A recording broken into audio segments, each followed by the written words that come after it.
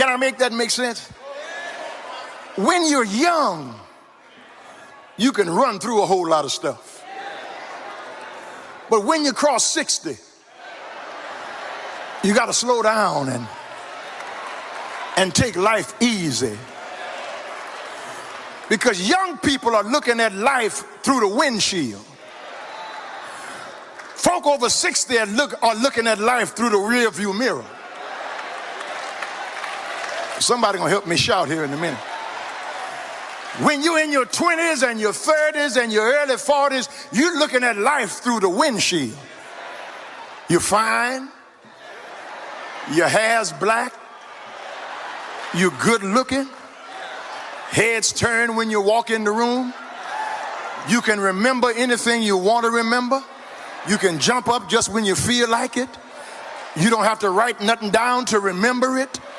You can stand loud music. It doesn't bother you because you're looking at life through the windshield. But when you start looking through the rear view mirror, you got to slow down. Because when you get out the bed, you can't just get out the bed. You got to swing your feet around, plant them on the floor, and sit down a minute and think about where you're at. Somebody over 50 gonna help me shout here in a minute. And then it takes you a while to get started. You have to force yourself to do some things. Have I got a witness here? You go in a room and forget what you went in there for. You're looking for your car keys and they're in your hand. You're looking for your cell phone and you're talking on it. You can't stand loud music. You can't stand fast cars. Because life for you now is in the rear view mirror. Young folk are running, but old folk are walking. And when you walk, you can see more stuff. You can hear more stuff. I ever got a witness? You can feel more stuff because you slow down to look at life in the rear view mirror.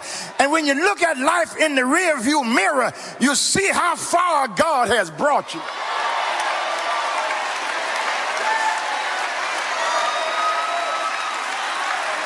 You see how many doors God has already opened. You see how many prayers God has already answered. You see how many ways God has already made. And the stuff young folk get excited about don't even bother you. You eat your supper and go to bed because that stuff is beyond you now. God's been too good to you for you to hang around with trivialities. God has made too many ways for you to waste your time worrying about who likes you and who does not like you, who's talking about you and who's trying to design something against you. You've been living long enough to know that no weapon formed against you shall be able to prosper. I wish I had somebody to help me close here.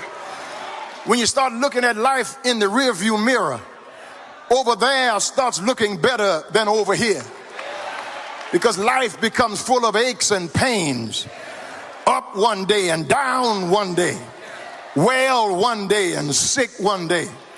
Broke one day and got money the other day. But when you start looking at life in the rearview mirror, then you start really piling up how many blessings God has sent your way. How many benefits God has sent your way. And instead of crying about what you don't have, you learn to thank God for what you do have.